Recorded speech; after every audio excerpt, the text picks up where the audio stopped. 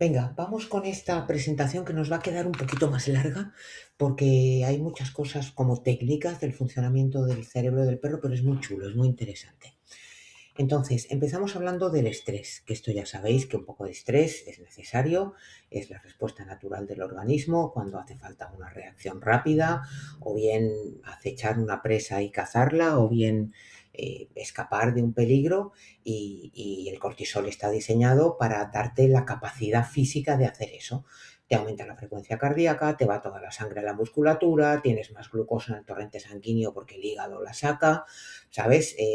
También se activan circuitos antiinflamatorios para que si te muerde, no te lastimas, estés preparado para reparar esas heridas, se siente menos el dolor y básicamente estás súper activado mentalmente con las pupilas súper dilatadas y todo lo que no sea esencial, pues ahora digamos que se paraliza la digestión o todo lo que no es principal se deja de lado, ¿vale? Y esto está fenomenal, haces un pico, pillas el conejo y luego mamá naturaleza tiene sus mecanismos para devolverte a la calma cuando empiezas a masticar lo que has cazado y el cortisol baja. Y esto es lo normal y lo que tiene que pasar y está fenomenal.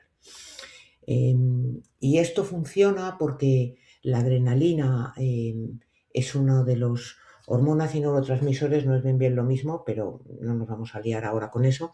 La adrenalina hace picos, ¿sí? Sube rápido y enseguida baja, mientras que el cortisol se mantiene en la sangre durante más tiempo, ¿sí?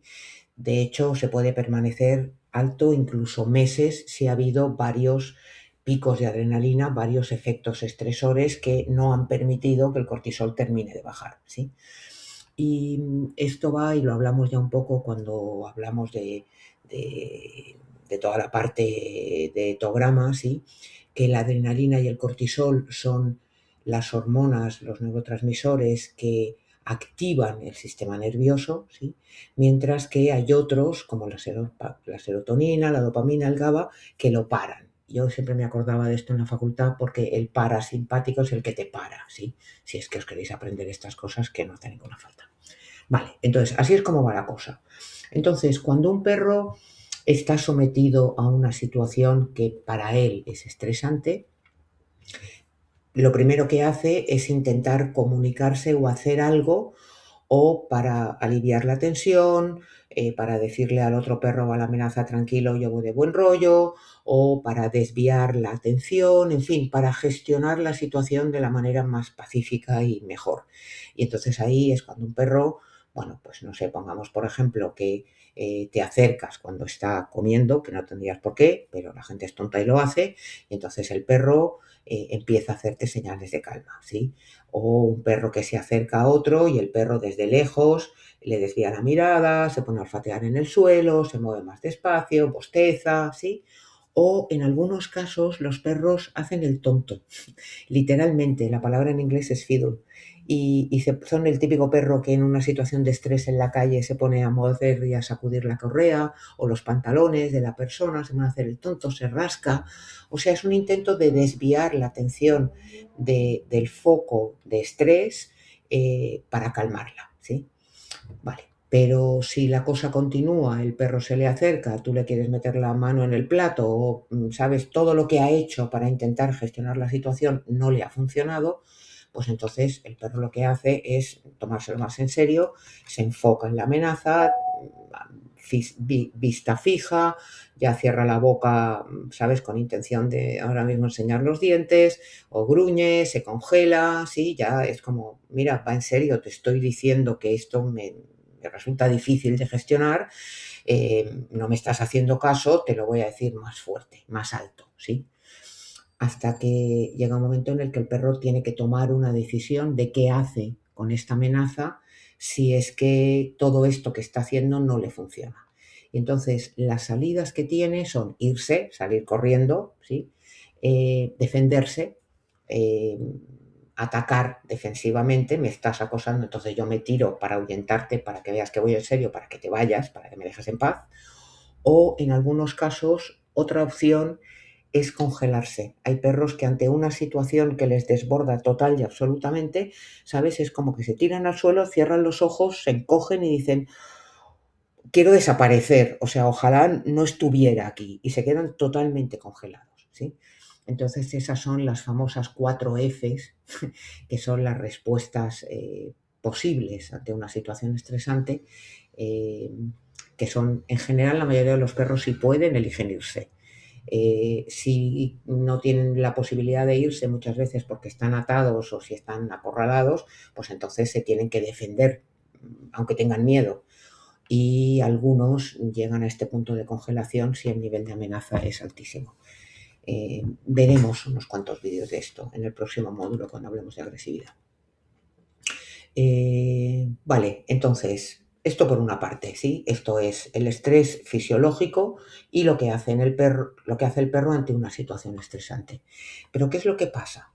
Que si el perro vive situaciones estresantes permanentemente, es decir, cada 2 por 3 tiene un pico de adrenalina, pues el cortisol, que debería subir y luego mantenerse en meseta y después empezar a bajar, pues no puede.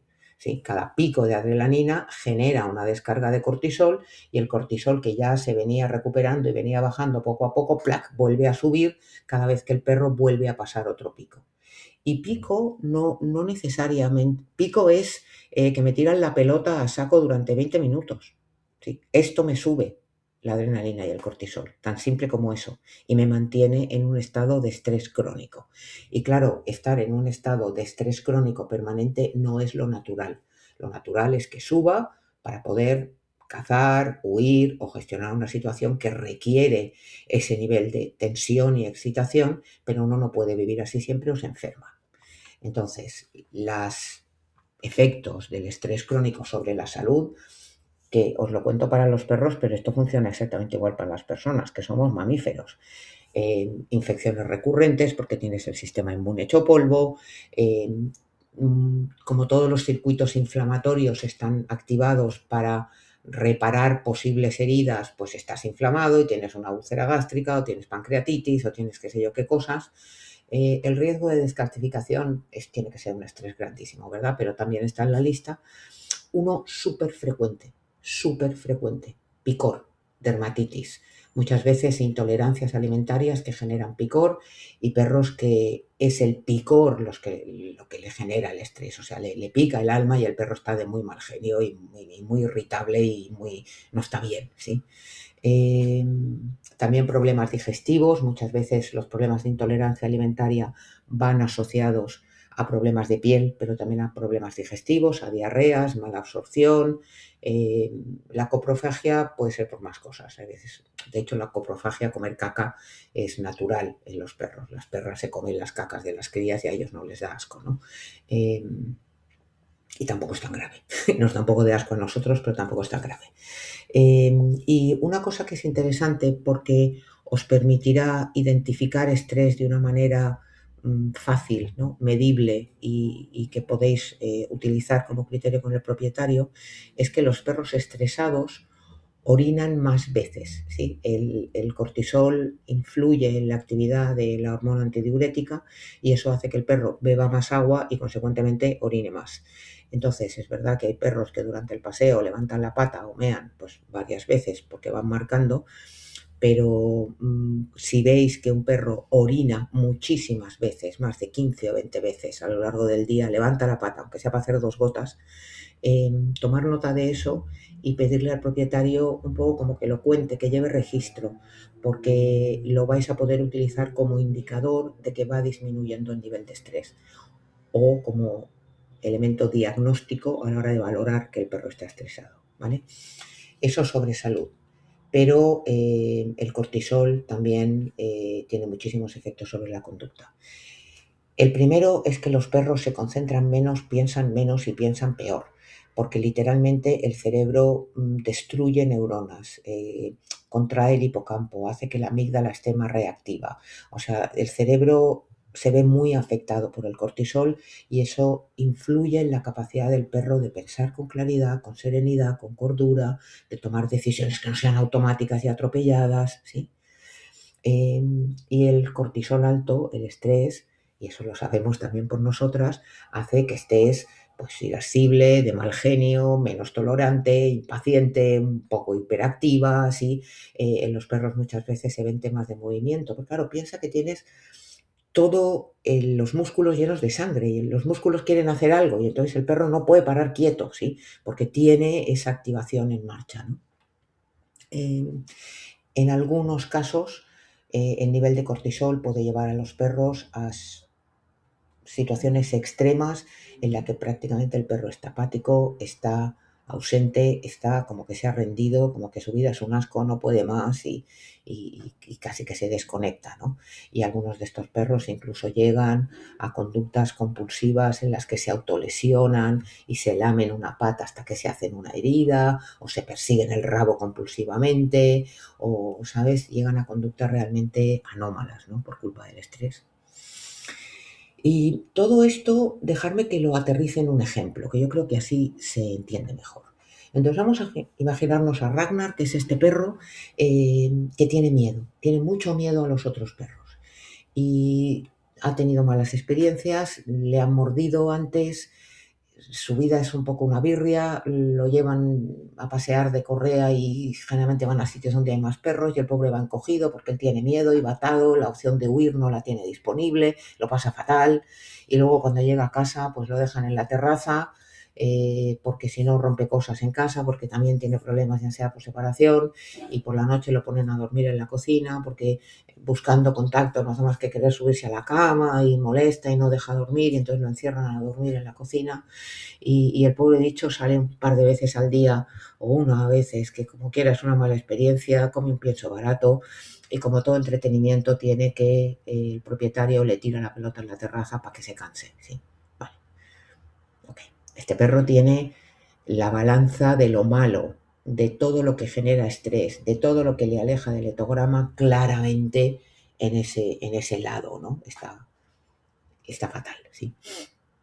Entonces, si a este perro intentamos conseguir que duerma acompañado, hay veces que no hace falta que se suba en la cama, solamente con que pusieran una rejita en la puerta para que el perro y le pusieran su camita fuera, para que el perro pueda ver a la persona, pueda sentir que no está solo y que no está aislado, eso ya sería un apoyo, ¿sí? Si puede ser que no lo dejen en la terraza de esa manera, que le hagan más caso, tranquilo, que se ponga en marcha todo el plan antiestrés, que deje de ir al sitio donde hay perros, que le pongan una correa larga, que le hagan juegos de olfato, estímulo cognitivo, que le den de comer una cosa como Dios manda, que le den algo de masticar, ¿sabes? Que le mejoren la vida al pobre bicho para intentar equilibrar un poco esa balanza, ¿sí? Y que tengamos un perro que tenga esta pinta, que en lugar de estar totalmente aterrorizado y encogido como cuando empezamos, hombre, pues va sacando un poquito de pecho, hay cosas que le dan miedo, pero ya se atreve a mirarlo con un poco más de curiosidad, un poquito mejor, ¿sí? Entonces, cuando ese perro está ese poquito mejor, porque su vida está cambiando, porque su cortisol está bajando, entonces nos podemos plantear trabajar su miedo. Pero entonces y solo entonces. Con un perro que está como el del principio, él no puede pensar. Él cuando ve a otro perro, él reacciona en pánico sin pensar. Es su amígdala que reacciona. Ahora os lo explico. Él no puede tomar mejores decisiones. No está en condiciones de aplicar técnicas de modificación de conducta. Primero hay que estabilizar biológica y fisiológicamente al perro. ¿Sí? Yo os explico por qué. Os explico lo que pasa en su cabeza. El cerebro es una cosa muy compleja. Yo os voy a contar 3 o 4 cosas que son las que nos importan.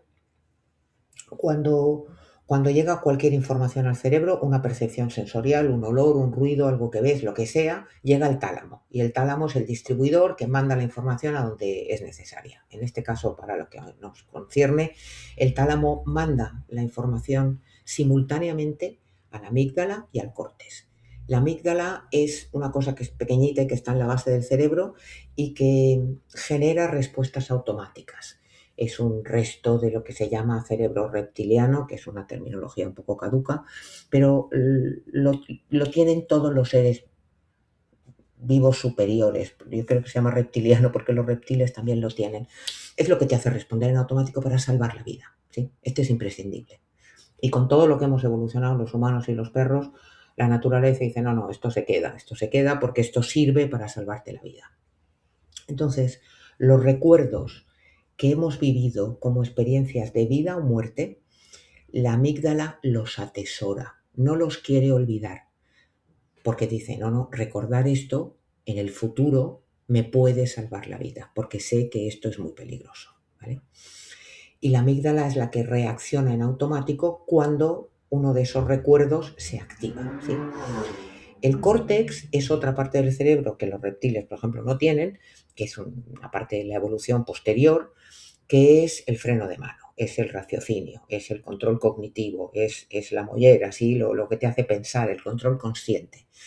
Y de alguna forma es lo que permitiría a Ragnar, si ve un perro, en vez de reaccionar en automático queriendo huir, pensar, bueno, está muy lejos y no me está mirando, pues igual no me tengo que asustar tanto, ¿sí? Eso es de córtex, es el córtex el que está diciendo eso. La amígdala está diciendo, sal corriendo que hay un perro, ¿vale? Esto es fundamentalmente lo que pasa en el cerebro del perro cada vez que se ve sometido a este estímulo. Luego hay otras partes del cerebro que os las cuento así como por encima. El hipocampo es lo que almacena y marca afectivamente los recuerdos. Los recuerdos con más valor emocional son más importantes, se recuerdan más. Las cosas que solo son ideas se olvidan con mucha más facilidad. Y eso en vuestra experiencia también lo sabéis, ¿sí? Y luego el hipotálamo es el que coordina las respuestas físicas, ¿sí? Y es curioso que distintas partes del hipotálamo controlan respuestas motoras diferentes, ¿sí? El ataque predatorio no va por la misma vía que el ataque defensivo o que la huida, y lo que es aprendido también va por otro sitio del hipotálamo. Esto le vamos a dar menos importancia, pero os lo quería contar por curiosidad. Entonces, volvemos a Ragnar. ¿Cómo decide qué hace? ¿Sí? Ese estímulo sabemos que el tálamo lo ha mandado simultáneamente al córtex y a la amígdala. Pero ¿qué pasa? Que la amígdala es más rápida, ¿sí? Entonces, si la amígdala tiene un recuerdo que el perro vivió como de vida o muerte, que no tiene por qué ser así, a lo mejor se pegó un susto de la muerte con algo que no le iba a matar, pero da igual, él en su cerebro lo ha archivado como, uff, qué susto, casi me muero, ¿sí? Si el estímulo activa uno de esos recuerdos, la amígdala responde milisegundos antes, ¿sí? Y el perro sale corriendo antes de pensar, porque el córtex frena esa respuesta automática de la amígdala y le permite decir, bueno, espérate, que el perro está muy lejos, no, ni me está mirando, no tengo por qué salir huyendo ya, ¿sí? La amígdala ha reaccionado antes de que el córtex pueda parar esa respuesta de huida, esa respuesta de pánico, esa respuesta automática de querer salvar la vida. Entonces, cuando cambiamos la vida de Ragnar, ¿sí? Cuando sus necesidades etológicas están cubiertas, cuando deja de sufrir picos de adrenalina con la pelota en la terraza que le mantienen el cortisol alto, cuando el cortisol va bajando, su amígdala está menos reactiva y su córtex se va desarrollando, es decir, puede pensar antes de reaccionar. Y ahora es que estaría en condiciones de que pudiéramos empezar a trabajar su miedo con situaciones planificadas, con una serie de ejercicios que os contaré el próximo cuatrimestre, pero si lo tenemos que sale corriendo a la primera de cambio y que no piensa, ahora no podemos trabajar todavía con Ragnar, ¿vale? Primero tenemos que estabilizarlo. Y otra cosa que os quiero contar sobre el cerebro, que también es muy interesante y que nos será muy útil después, es cómo aprende Ragnar, cómo fijamos los recuerdos, ¿sí? Porque, bueno, no sé si os suena que tenemos la memoria a corto plazo, digamos, lo que puedes manejar en este momento, si de todos los estímulos que llegan, nuestro cerebro selecciona, porque pasan mil cosas, mil estímulos sensoriales, de temperatura, de sonidos, de mil cosas, ¿no? Entonces el cerebro, de todo lo que pasa, selecciona y puede manejar más o menos como 4 o 5 cosas a la vez. Es como uno que sabe hacer malabares con 5 o 7 bolas, pero si le das 12 bolas se le caen todas, ¿no? Pues nuestros cerebros, el de los perros y el nuestro, tiene como 5 o 7 ranuras de cosas que le caben al mismo tiempo, ¿sí? Y luego está la memoria a largo plazo, que ya es el almacén, ¿sí? Lo que sería a corto plazo sería la RAM, ¿no? Y a largo plazo sería la ROM y el fondo del disco duro. Entonces, la memoria a corto plazo, como lo que está haciendo es gestionar o manejar datos en este momento, lo que aprende, lo aprende en contexto. Y los perros, de hecho, son súper situacionales. Por eso hay muchas cosas que que son sorprendentes. Al perro una comida le hizo daño y ahora de pronto no quiere comer. Y tú le das la misma comida en otro plato y en otro sitio y como has cambiado el contexto, ahora sí que se la come, ¿no? O sea, son súper situacionales.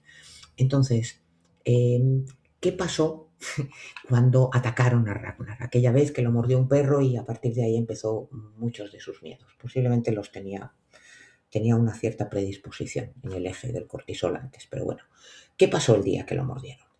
Pues que en sus ranuras, ¿sí? Entraron simultáneamente una serie de cosas. El color del perro, el tamaño que tenía, cómo olía, el daño que le hizo, eso pilló varias ranuras, dónde era en el parque, que la persona gritaba al mismo tiempo. Toda esa información entró junta y por tanto se guardó junta.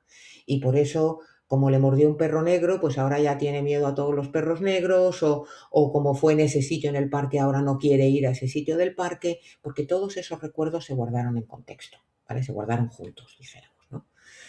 Eh, y los recuerdos que se guardan en la memoria a largo plazo pueden ser sobre diferentes cosas y el cerebro tiene formas diferentes de organizarlos. Entonces, lo que son eventos, lo que son hechos, cosas que te han pasado como este episodio, es parte de la memoria declarativa, de los recuerdos de acontecimientos, y luego hay otra memoria que llamamos procedimental, que tiene que ver con habilidades motoras, y esto con Keta lo habéis visto un montón de veces, os ha dicho, repite para que coja el patrón motor, porque hay una cierta combinación de tensiones musculares que hacen que el perro coja un ritmo de movimiento y entonces cada vez eso le sale mejor. Igual que a vosotras cada vez os sale mejor la posición adjunto o utilizar vuestro cuerpo, ¿no? Eso son habilidades motoras. Y luego hay otras respuestas que son emocionales, ¿vale? Entonces, el asunto es que cuando una experiencia cognitiva es sobresaliente, si tiene mayor valor, el recuerdo también se guarda mejor, ¿sí? Es más importante. Y por eso, aquello de que si has hecho una repetición que te ha salido fenomenal, jackpot, montón de premios y lo dejas. Porque ese montón de premios hace que el hipocampo selle, ¿no? La experiencia como altamente positiva porque es muy emocional, porque me alegré mucho cuando me diste ese montón de premios y por tanto ese recuerdo se fija mejor.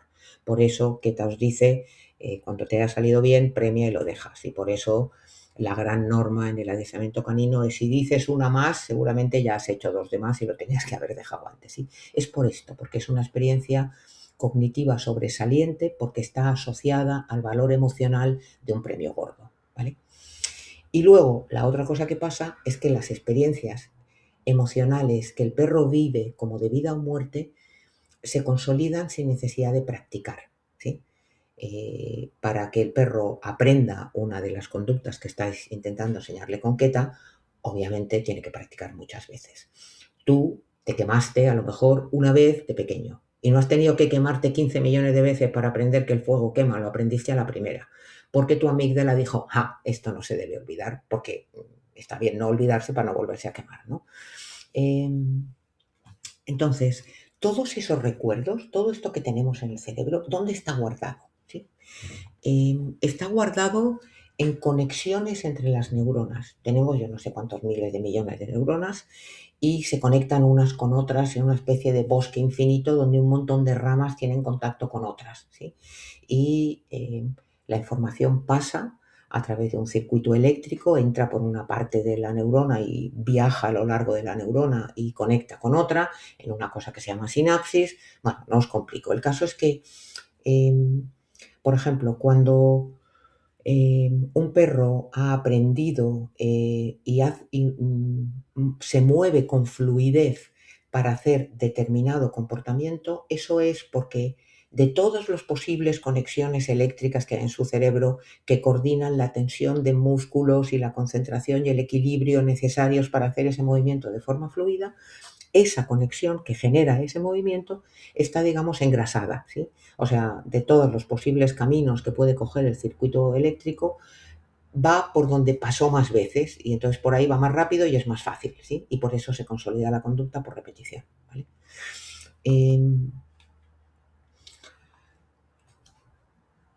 Eso quiere decir que, de alguna manera, en el cerebro, ese patrón de conexiones, se convierte como en un camino trillado, ¿sí?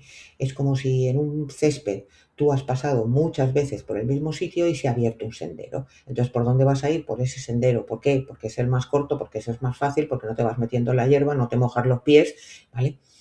Y eso mismo hace el cerebro. Cuando hay un camino trillado, pues va por ese camino porque es lo más fácil, lo más rápido, lo más eficiente, ¿sí? Por eso hay que repetir muchas veces algo para que se abra ese camino en la hierba y cada vez lo hagas mejor, ¿sí? Es decir, practicar algo te hace experto, ¿no? Pero la gracia está en que si no practicas, ahí vuelve a crecer la hierba, ¿sí? Tú puedes haber tocado el piano fenomenal y si hace 15 años que no tocas el piano, pues te sientas al piano y estás un poco torpe, si no te sale tan bien como te salía porque tu cerebro tiene que recordar el patrón de movimientos musculares de tus dedos que hacía que el piano sonara bien, ¿sí? Porque te has olvidado. Pero como supiste tocar el piano, pues enseguida, a poco que practiques, vuelves a hacerlo bien, ¿no? Quien nunca tocó el piano, pues tiene muchísimo más que practicar que tú, porque ese recuerdo no está en el cerebro. Aunque tú lo tengas debilitado, aunque te haya crecido un poco la hierba, ese recuerdo sigue estando ahí, ¿sí? Y lo mismo le pasa a los perros, si dejan de practicar un ejercicio se olvidan. Y por eso todos los años tienen que volver a hacer el examen de acceso público porque se han podido olvidar de algunos ejercicios si no han practicado con regularidad. Esto es súper importante en problemas de conducta, porque para modificar una conducta, lo primero que hay que hacer es evitar que el perro la siga practicando. Porque si sigue reaccionando con miedo y con huida cada vez que ve a un perro, vuelve a reforzar ese patrón y vuelve a caminar por ese sendero y ahí no crece la hierba nunca y nunca se olvida de reaccionar de esa manera, ¿sí? Vamos a ver ejemplos de esto, pero quedaros con esa idea. Para modificar una conducta, el perro tiene que dejar de practicarla, porque es la única manera de que esas engranas, esos sitios donde está guardado el recuerdo, esos recuerdos se vayan atenuando y no se conviertan en la respuesta más fácil para el cerebro, que obviamente por economía de la energía lo que va a hacer es lo que le resulte más fácil. Y luego veremos cómo creamos otro camino en la hierba, otra respuesta alternativa que también tendremos que trabajar por repetición para que se consolide, que sea la buena y no la mala que el perro está mostrando ahora, ¿sí? Vamos a seguir hablando de todo esto, ¿eh? No os agobiéis. De momento solamente quiero que entendáis qué pasa en el cerebro y por qué hacemos lo que hacemos, ¿sí? Entonces, en resumen, el estrés afecta a la capacidad de pensar y antes de abordar cualquier problema de comportamiento hay que estabilizar biológicamente al perro, hay que dejar que siga, hay que evitar que siga sufriendo picos de adrenalina y hay que conseguir que le baje el cortisol o no podemos realmente trabajar con él. Y antes de ponernos a trabajar con él con técnicas de modificación de conducta, tenemos que evitar que siga practicando esa conducta. Entonces, si es un perro que tiene miedo a los perros, no está expuesto a perros.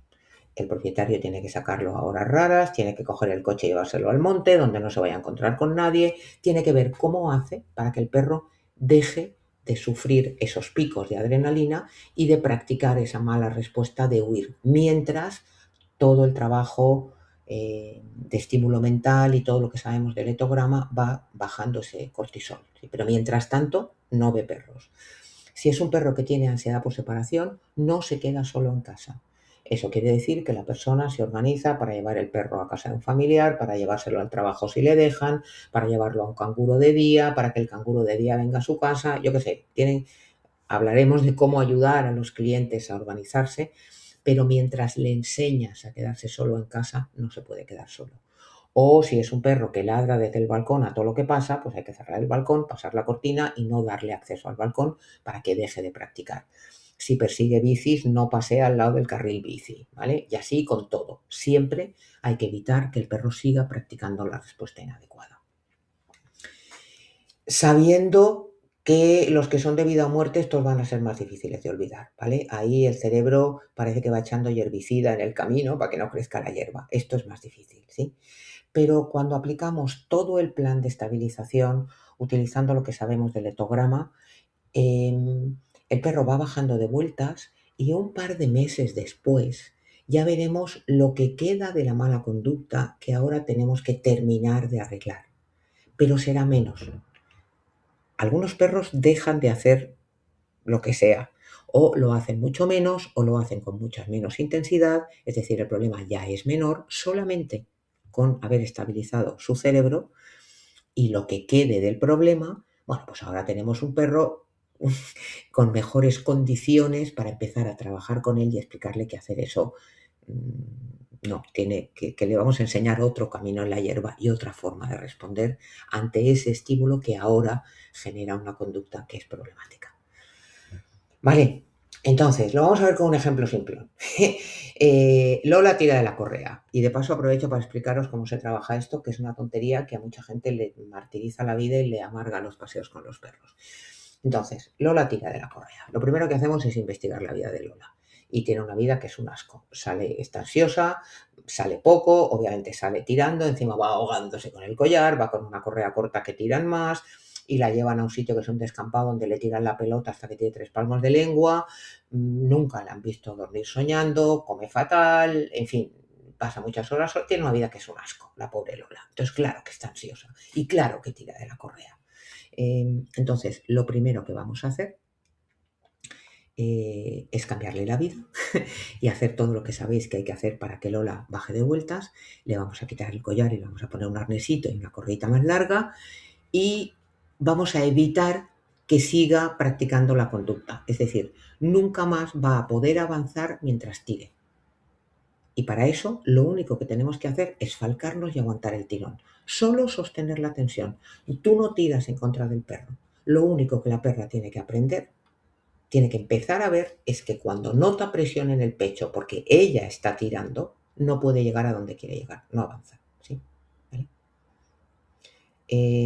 Yo muchas veces a los clientes les digo que se pasen la correa por detrás de la cadera, ¿vale? Y que tiren el peso hacia atrás, como se ve en la foto, porque así te ayudas. Importante una correa que no queme las manos, porque hay perros grandes que meten tirones. Solamente hay que sostener el tirón y evitar que siga practicando la conducta.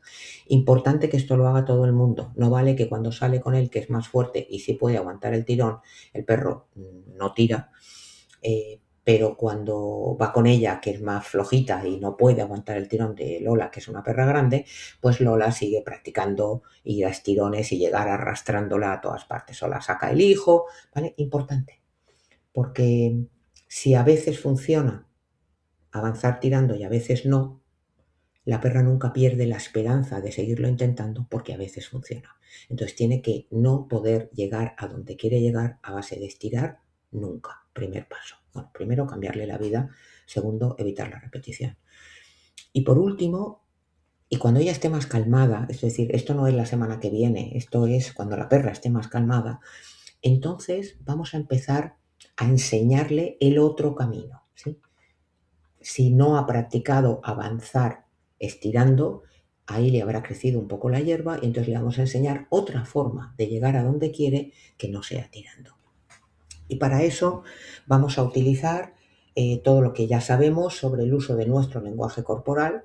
Entonces, lo único que vamos a hacer es hacer un sonido distintivo que llame la atención de la perra para que se gire y te mire y vea que has hecho el gesto de cambiar de dirección, que has girado un poco los hombros, que has rotado un poco tu cuerpo y todo tu cuerpo está diciendo que ya no vamos para allá, que ahora vamos para acá. Y como los perros siempre quieren ir delante, habitualmente la perra va a venir y va a volver. ¿Sí? Y en cuanto vuelva, tú te cambias otra vez de dirección y vuelves a avanzar en la dirección en la que ella quería ir desde el principio, dándole cuerda y permitiendo que llegue y que avance hacia donde ella quiere ir sin estirar.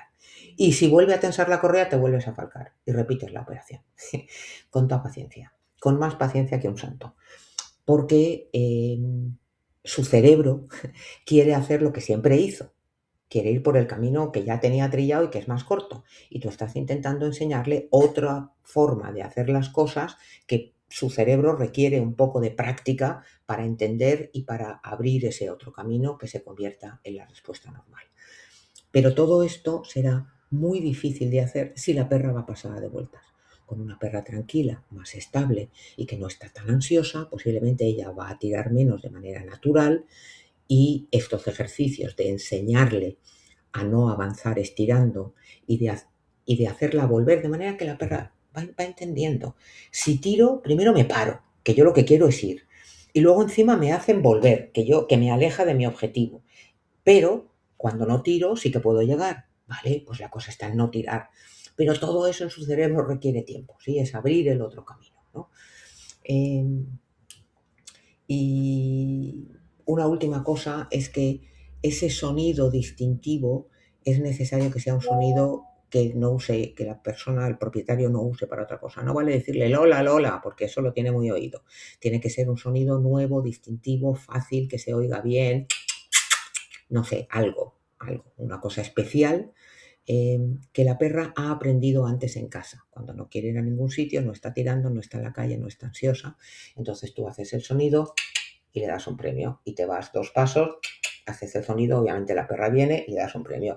Te vas, te giras, andas por toda la casa haciendo el sonido y administrando premios cuando la perra te sigue y viene.